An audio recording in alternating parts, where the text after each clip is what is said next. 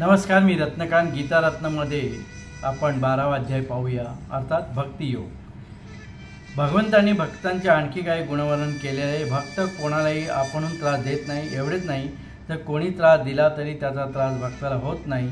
भक्त हा परिसारखा असतो. त्याचा स्पर्श लोखंडाला झाला तरी त्या लोखंडाचे सोने बनते.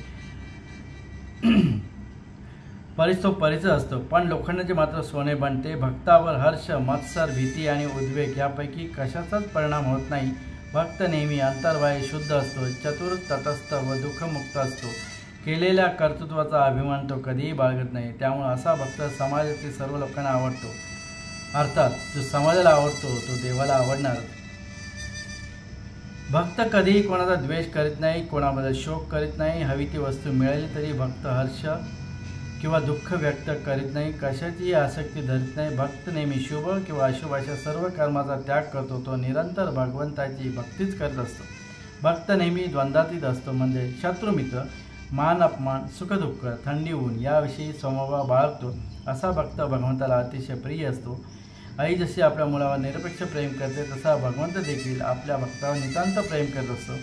भक्ताला जन्म मृत्यूच्या चक्रातून काढतो आणि योग्य वेळी मोक्षप्राप्ती करून देतो. हे परम सत्य आहे. श्री भगवद्गीतारूपी उपनिषद तथा ब्रह्मविद्या आणि योगशास्त्राविषयी भक्तियोग हा 12वा अध्याय इथे समाप्त झालेला आहे. 13वा अध्याय पण पुढील भागात पाहूया. तोपर्यंत धन्यवाद.